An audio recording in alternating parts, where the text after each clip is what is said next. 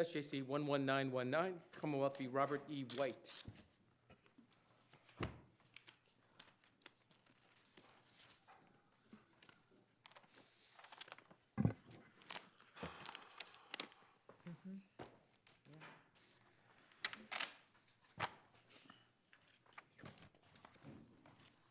Good morning, Ms. Barnwell. When you get settled, you can start. But first, get settled.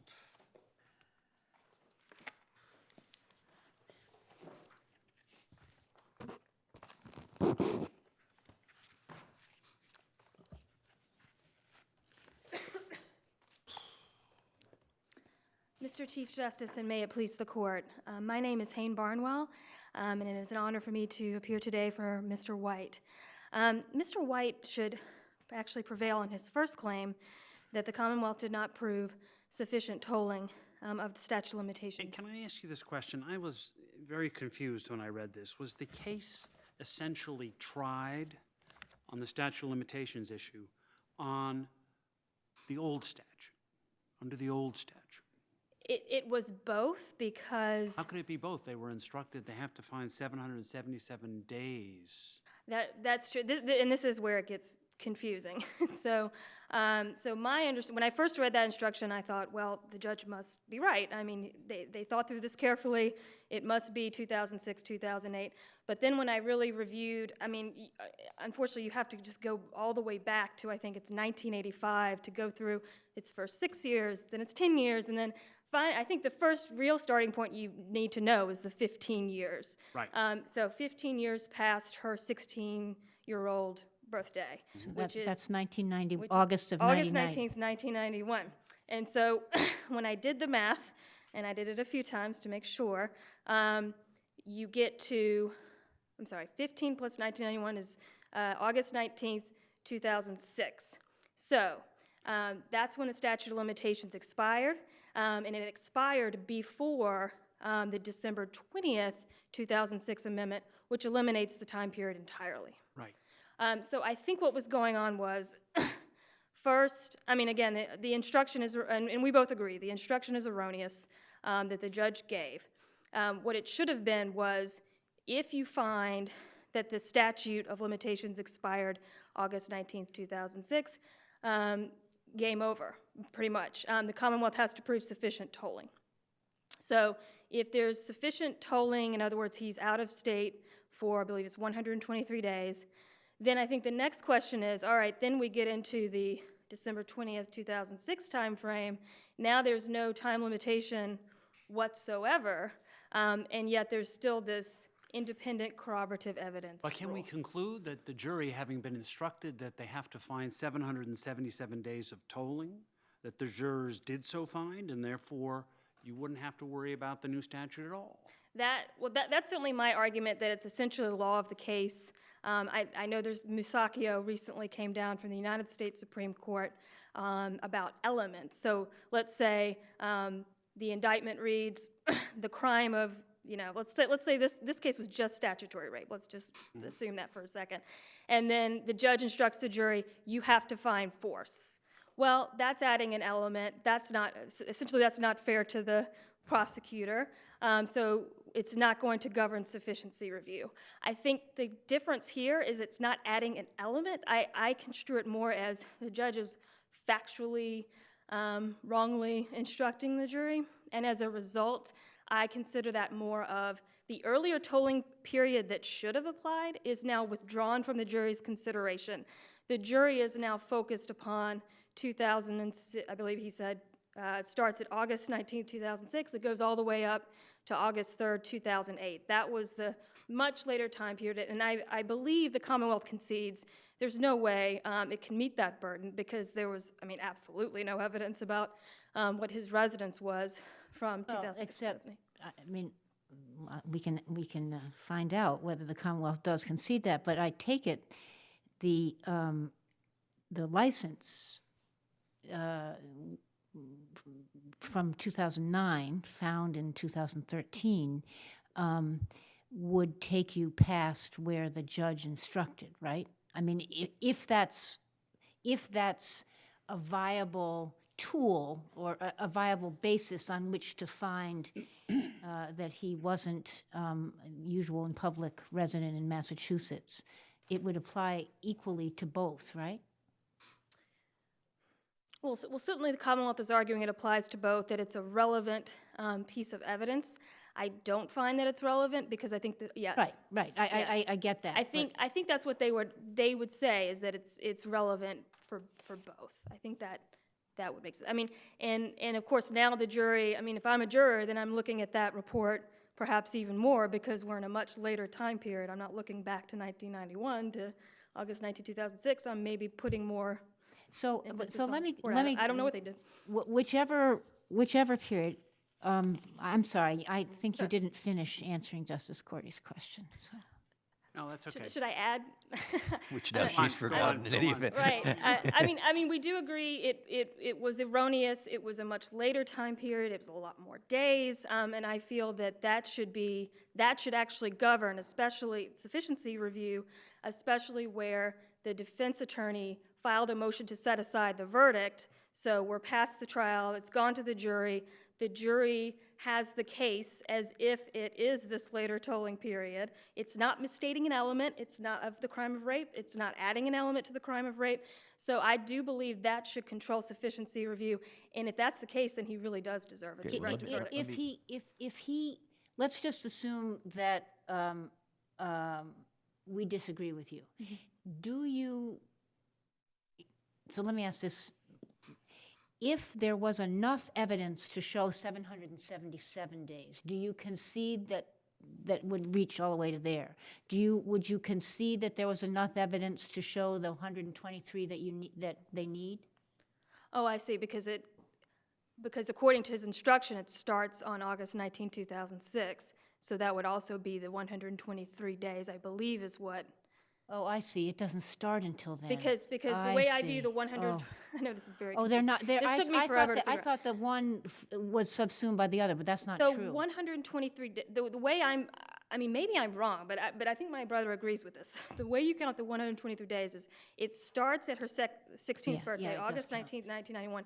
You can pick any 123 days, essentially, until August 19th, 2006. Right, and the judge could Yes, have done okay. that too. I mean, the judge didn't need to say, we're going to start from the 15-year mark and then find that all that period he was out of state. The judge could have said, at any point during the 15 years, you can count 777 days. He just didn't. Right.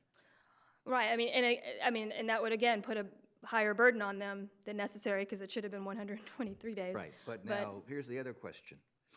You say the law of the case is that it's 777 days, which rests on the view that the 15-year statute of limitations still is in effect, even though it wasn't.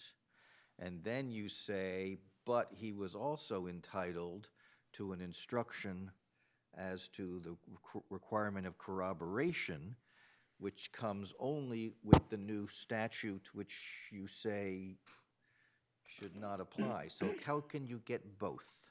Well, it's an alternative argument. So if you disagree with me that that he should not get a directed verdict in his favor because there was enough, I don't think there is, but say there's enough evidence that he was out of state. There was enough evidence of the number of days, either 777 as instructed or 123. This is simply the alternative to that, and I realize that's why this court took up the case, but in the end, it is alternative to that, that if you get into the realm of now we have no time limitation whatsoever, then the statute is clear that now the corroboration rule comes into play. So- Why should we apply the law of the case or should we apply the law of the case to the time at which a motion for required finding of new trial would have been made when the law of the case had not been established as of that point in time? It had only been established at the time of the jury charge. Oh, I'm sorry, do you mean the motion to set aside the verdict? No, I'm or- talking sorry. about, you're arguing the sufficiency of the evidence as of the time of the close of the Commonwealth's case? That's a good question. I think since it's before the judge actually gave the wrong instruction, Yeah. I think at that point, I'm still with the 123 days from 1991. I think that would have to be the case. So the law of the case would not apply to an analysis of the motion for required finding at the conclusion of the Commonwealth's case. I think that's fair. I think that's fair, because there's no wrong instruction yet. So Yeah. we can infer from the jury's finding that they found beyond a reasonable doubt that there were 777 days after August 19th of 2006 and before the indictment on October 3rd, 2008, that he was essentially residing in New Hampshire. No, the 777 No, days no. are between 1991 and 2006, right? I thought the No, judge's no. instruction said from August 2000. 19th, 2006. 2006, Yes. correct. So October the 3rd, judge, so 2008. we can infer that from August 19th, 2006 and October 3rd, 2008, the jury found that he was out of state. No. I don't think there's sufficient evidence of that, but that's what the But jury found. that's what the jury The jury found. checked that off. But I Yes, gather this comes then, within the statute of if that's limitations. right, the jury made no finding as to whether he was out of state before August 19th of 2006. That's correct. And That- that's the that's the way time I that understand it. And if it's the new statute that applies, it would have to be before August 19th, 2006, that the jury would have had to find 123 days. Yes. The 15, yes. So, the but we have 15-year, no yes. finding from the jury as to that, Because they weren't instructed. because they weren't told Correct. to do that. So we see. don't have any finding from the jury as to the either way. That's true. And maybe the result of that is that it's a new trial instead of insufficient, but Can I ask you about the insufficiency? I think it would be a new trial on that point. Okay, But okay. on the insufficiency, are you saying that the Commonwealth cannot rely on circumstantial evidence? In other words, put aside for the moment the Commonwealth's argument about making a presumption of domicile, okay? Well, Okay, that's okay. off the table. Off the table. But you've got, I think, direct evidence that he and Kim, his second wife, moved to New Hampshire in 84, 85, right? You've got visits of SF and SG in 87 and 88. And then you've got another visit in 91, 92 to the grandparents' house? to the yes? grandparents' house. I wanna Right, be clear, okay. yeah. But he comes there. He comes to the house. And then you've got, going way forward, you've got this license of 2009. Is it, the jury couldn't infer that he said, he moved in 85, that looking at these other events, that he was actually not a resident, openly and publicly a resident in Massachusetts in that period? From those, putting those things, just inference, circumstantially. Well, as this court made clear in Shanley, it's simply not relevant where the defendant lives before the statute of limitations begins. Well, I agree that it doesn't, but you can't use it at all in terms of what would be the inference during the time that the statute is running? I think the way you use it is the way this court used it in Shanley, which is, sure, it's a starting point. It's useful to sort of set things in motion.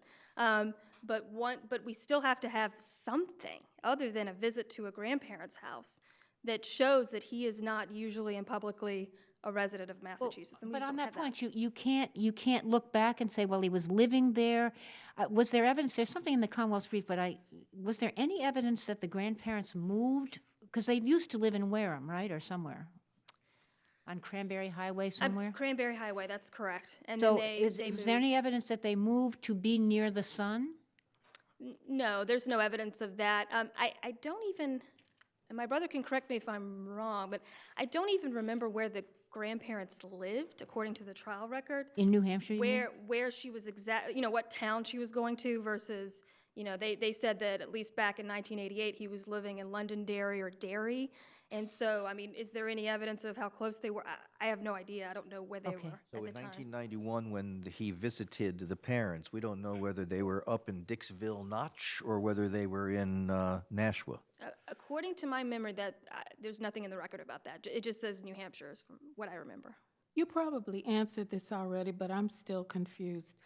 Why didn't the statute expire on the 19th of 2006?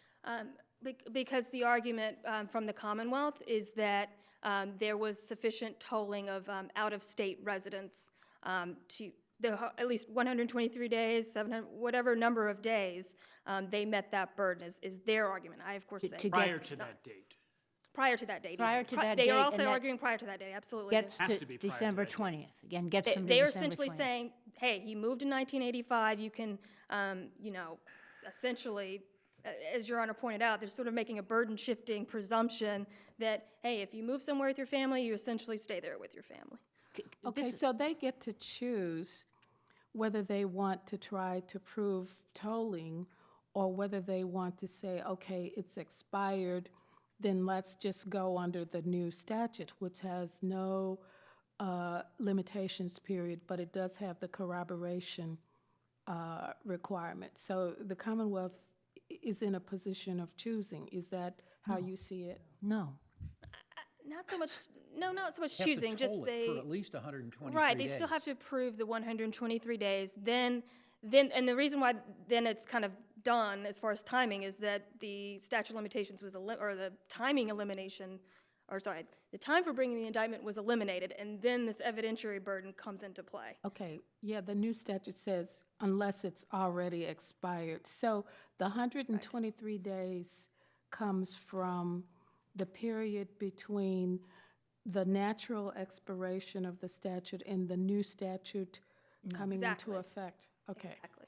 Well, that's the number, but the That's the days number. have to be before that. Right, beginning on her 16th birthday. Right, Because okay. that's when it begins. So they only actually had to prove 123 days, not 700 and whatever it is. Precisely. Okay, and if the jury found him guilty, then that means that the 123 days is less than 700 and whatever it is. So what's the problem? But what I no, don't it's understand different is the 777 days the judge instructed that it would be in the period between August 19th, '06 Right. until So it's October after the 3rd, statute had 08. expired. Exactly. How could anyone Exactly. let this instruction go to the jury? I Both think there was counsel just a were. lot of confusion. There was a lot of prior acts that were coming in, and I agree, it should not have. So what's the significance of the '08 date? That's when October that's 3rd is the- when the indictment was returned. October 3rd, 2008 was, December That's what I think in his 20th, head he was 08. thinking. Oh, I thought I it know- was I know the briefs talk October about- 3, 2008. that's the indictment. I know the briefs talk about the 777 days as being a benefit to the defendant, but was it? I thought a long time how to argue this, because I think, because on balance, I have to have faith with the court that I see it on balance a lot more beneficial to the defendant. At the same time, I did have, as I think I already noted, this hesitation about, well, now they're really putting way too much undue weight on this irrelevant driver's report that's post-indictment if they're focused on 2006, 2008. So I agree, it's a mess. If the remedy is a new trial, it's a new trial, but I just see it as sufficiency because they're focused on. But did the judge also let the jury calculate the 777 days beginning on August 19th, 2006? Yes, that's exactly what he said. He said 7, and So I think the even the tolling- prosecutor recommended that So the count it the from. prosecutor would have recommended that because the tolling wouldn't start until after the statute of limitations expired. Which was August 19th, 2006. 2006, right. The 15th year, does it, I don't know, does the statute, if the 15th year ends on August 19th of '06, does The old statute. if you toll from that date forward, I don't know whether the 15 years has done, I don't know, have we Yeah, no, you sorted count that it out? from the birthday. You count it from the birthday. Count it from the birthday, yes. Can I ask you a completely Yes. different question?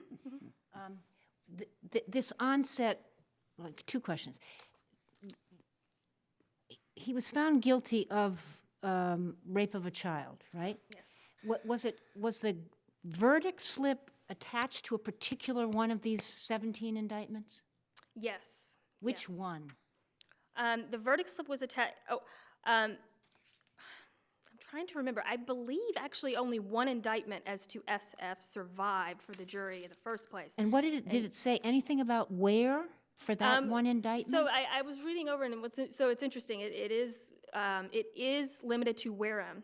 It says mouth on vagina, Wareham. I understand that generally in the case law, the Commonwealth can vary the location when it's at trial, but it did strike me as interesting that So it the was, indictment says, the indictment on which he was found guilty. Yes. I mean, or the lesser included, but anyway, was mouth on vagina? yes. Mount, I can tell you the whole thing. On diverse dates on or between September 29th, 1979 and 1981, there's no month on that, just and 1981, he has committed the offense, I mean, I'm paraphrasing, of rape of child, and then it says in quotes, mouth on vagina. And it says in the in the town of Wareham. That's also what it says. Thank you. Thank you.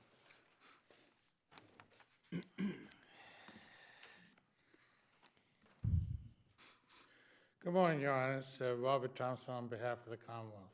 Your Honors, as I hope has become clear now, the judge gave erroneous instructions in two aspects here. First, he required the Commonwealth to show 777 days of tolling when, as a matter of law, it only should have been 123 But he days. said 770 days, 70 days after the statute had run. That's nuts. That's clearly the second mistake here, and there's no question that it's a mistake. So if the here. jury found there were 770 days after the statute told, that's irrelevant. That's irrelevant to whether the statute's told or not. It's totally erroneous, Your Honor. I have no question about that. So don't you have to have a new, don't you here- have to have a new trial? No, Your Honor, I'll tell you why. First, in terms of the sufficiency of the evidence. Okay, case, put that aside for a minute. Well, no, this is all related, if you Okay, just sure, indulge I'm me for a sorry, minute, I'm Your sorry. Honor. In terms of the sufficiency of the evidence analysis, we need to look at it in terms of, as Justice Speeder pointed out, in terms of what would have been required on a motion for a directed verdict or required finding at that point. That should not be measured at all by the nature of the instructions that come afterwards. That's essentially the analysis from the U.S. Supreme Court in the Masaccio case that just came out very recently, last month on January 25th, and I suggest that this court should follow that analysis as well. If you do that, then we're in the normal course here of we look at whether or not an erroneous instruction, So are you which was unpreserved, Your Honor, with the erroneous second, instruction. so when looking at sufficiency then, are you saying that we have to go to whether there were 123 days between 1991 and 2006? Yes, Your Honor. But was there ever a jury finding as to No, Your that? Honor, if you let me go on to the next step. There was not a jury finding on that. So and the issue of, there was no complaint about the instructions, so the question is presented to you on an unpreserved error. So the question is whether it amounted to a substantial likelihood of a miscarriage of justice. But backing up, you're saying that the evidence was sufficient that there was sufficient evidence for which a jury properly instructed could have found the guy guilty, the defendant guilty of rape of a child. Yes, Your Honor. Okay. On the 123 days, yeah. Yes, and so at this point then, on the substantial risk of a miscarriage of justice standard, we look, as was delineated by this court in Commonwealth versus Randolph, one of the essential burdens that the defendant has to show was that this erroneous instruction didn't come into the case or wasn't accepted into the case by a tactical decision of the defense, and I suggest that the defendant cannot meet that burden here because he had submitted instructions that were clearly aware of Rochelot and Bergeron that required the appropriate analysis that would have applied the 2006 amendment to the statute. He had that in front of him, but when he was presented with the possibility of an instruction that nearly tripled, whatever it did, 123 days to 777 days, and put it on a point of time where there was less direct, or even there was less evidence But counsel, directly focused on counsel, that. I'm sorry, He did it intentionally. counsel, I misused the word told. You agree that the statute would have expired on August 19th, 2006? But for 123 days of tolling in the evidence. Correct. But it would have expired on August 19th, 2006. So the judge's instruction, which focused the jury on the time after the statute would have expired, was totally irrelevant, right? It was clearly wrong. Totally irrelevant. So if the jury's focused on that, how can we say, well, if properly instructed, they would have found 123 days prior to August 19th, Because the defendant chose to go along with this instruction because they deliberately did so. The evidence supports the conclusion that, the record supports the conclusion, they deliberately went along with this thing because they saw it to their tactical advantage because it increased the Commonwealth's burden and made a not guilty more likely. And so one of the critical elements for the court to find a substantial risk of a miscarriage of justice is absent here. One of the critical elements under our case law is that the error cannot have been introduced by a deliberate tactical decision by the defense, or the failure to object couldn't be a deliberate tactical action. And I say here the evidence supports the conclusion that it indeed was a deliberate tactical advantage. And you're so the drawing defendant that- should get no advantage from that. Your Honor. And you say it's a deliberate tactical decision by the defense, not because there's anything where defense counsel says that, but because he put in the erroneous instructions? No, Your Honor, because prior to that possibility of erroneous instruction coming up, the defendant had been requesting law consistent with an analysis under Bergeron and Rochelot that would have made applicable the new 2006 version that would have required the 123-day version.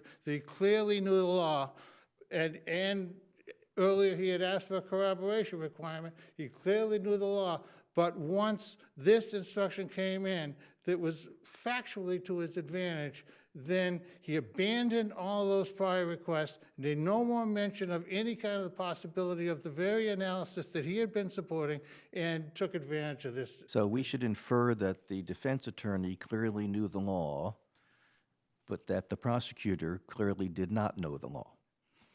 The prosecutor missed it. There could be no question, I think. So, in but this it matter. sounds as if the same things in the record that you're referring to, which were made absolutely plain to the defense counsel, that the 123 days was the appropriate instruction, would have been equally apparent to the prosecutor. Except that you have the proposed instruction by the defense that lays out that appropriate analysis and his actions to further that appropriate analysis. You don't have that from the prosecutor here. Okay, so even if you get that, we would still have to find that there was no, forget the precise standard, but that it's basically absolutely clear that a jury would have found 123 days. No, Your Honor, you have to find whether or not there was a substantial risk of a miscarriage of justice, and one of this court's prerequisites for such a finding is to find that the error was not done with the deliberate I mean, but intent to how seek could we an advantage. possibly, I mean,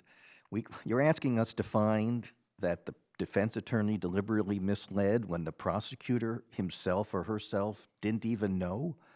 And I the mean, judge didn't know either? And the judge didn't know? I That's mean, clearly made a mistake. and the prosecutor apparently was clueless here, too. the- So how can we find that the defense attorney was brilliant and understood everything in the absence of anything in the record to suggest that the defense attorney deliberately did this? You don't have to make any such finding about brilliance or anything else. You could look at the proposed instruction by the defense. You can look at what was proposed by them that included the application of the December 20th, 2006 amendment to the statute, and the abandonment of that position as soon as the erroneous instruction came out. And, Your Honor, I know, Your Honor, Justice Spina suggested that somehow this instruction might have been to the advantage of the Commonwealth, and I know that was of concern to you, but frankly, I don't understand how you could possibly see this instruction given as being to anything but the prosecution's disadvantage.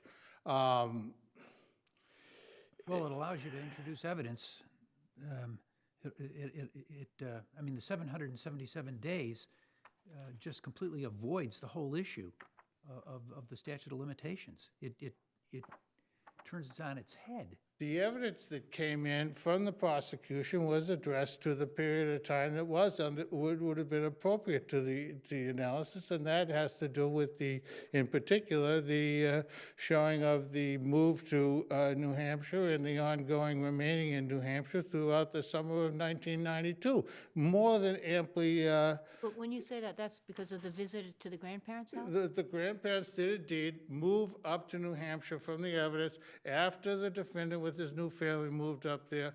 The implication was clear that they were moving him to join him up there. So can you point to the record where that comes out? Your Honor, it's in my brief. I don't have it right in front of me. But was that argued? Do you know? Did the prosecutor argue you can infer, I mean, from the fact that they moved, did anybody make that point? That particular point, Your Honor, I'm sorry, I don't remember enough of the details of the closing to say that. If the new statute does apply, and you say it does, then why would they also not be entitled to an instruction to the jury that the jury must find corroboration? Your Honor, there would be instruction, and again, since that request was abandoned once the judge put in the instruction, it is not a preserved issue, so we're again in corroboration, in substantial risk analysis, and here, I quite emphatically say that the corroboration that was presented here by the brother who saw But the jury didn't believe the brother. I mean, the jury found not guilty on all the indictments that related to the brother. In all likelihood, on terms of statute of limitations, Your Honor, if you read the transcript, that witness was all over the place with the terms of dates. He was very confused on dates, and there was a great deal of trouble with him on that. But the brother's observation, I guess, occurred in onset, Right. and the indictment for which he was convicted occurred in Wareham. Onset is part of Wareham, Your Honor, and that was clear in the evidence. That Onset is a subsection of Wareham, the same way as West Wareham was in the other address in here. It's not a separate town. It's not a different thing. Is there a time frame for that? So you're basically saying that the jury convicted him of the one crime in which the brother saw him in her groin area? No, I'm not saying that at all, Your Honor. I'm saying they could have, but I'm also saying that it is corroborative of the fact that this type of crime did, in fact, occur in this situation. I'm definitely saying that the corroboration that was required here, as a matter of law, is is similar in the circumstances, parallel to. The time frame of when did the brother say he saw that? They moved from Main Street in Wareham in, I believe, 1979. After that, they went to West Wareham for a while, and then they moved to Onset. It's a period that is definitely within the statute of limitations concerning. Wasn't the correct me if I'm wrong, but the jury was told you've got to find the crime occurred between somewhere in 79 to somewhere in 81. September 79, right, so it would have been within that time frame. In that period of time that Yes, Your Honor. he testified having seen the defendant do that to the victim? Yes, Your Honor. And is it your view that the corroboration can be a prior or a subsequent bad act? Your Honor, I don't think there's any need for the court to be that specific of what can be or not be. I would say, yes, it can be a prior or subsequent bad act, but the basic standard should be corroboration is either most parallel to the corroboration requirements on confessions, which is some indication from a source other than the particular witness speaking that the crime did in fact occur. Is the corroboration requirement a question of law for a judge to decide that there is some evidence of corroboration, or does the jury have to find that corroboration evidence was credible? Your Honor, I know that with the immunized witness statute, the law has been accepted that it is something that first it has to be found by the judge as a sort of required finding matter, but then it also gets presented to the jury. This court has approved instructions in the immunized witness section where they just basically say, you cannot convict the defendant on the basis of a single witness alone. You must find evidence from some other source in addition. And I suggest that's an appropriate standard, no more than that, no less than that, that would apply here. I have not particularly argued, Your Honor, it's in the statute, it's in there. I would tend to believe that it is something that has to go to the jury as well as going Do you think the fact that the indictment on which the jury found Mr. White guilty uses the, you say it doesn't matter about that she didn't testify to any mouth on vagina in wherever, Wareham or? In Onset. Onset? You don't want to be confusing two arguments. There's an argument here that the one issue is Onset versus other parts of Wareham. Onset, I'm primarily arguing that's from the testimony of the brother, and it serves as sufficient corroboration and amply corroboration. I appreciate that. In terms of matching the indictment, the defense has argued that there was insufficient evidence of, it wasn't Onset, it was West Wareham, I believe, in their argument that there was insufficient evidence of penetration of mouth or vagina because she said the same thing happened and she didn't say more than her vagina had been touched. I would suggest that when she's saying the same thing happened and the other incidents are described in more detail, including penetration, including vagina, including mouth on the vagina, if it's the same thing, it's the same thing, and that's sufficient evidence. All right, thank you. We'll take our morning break.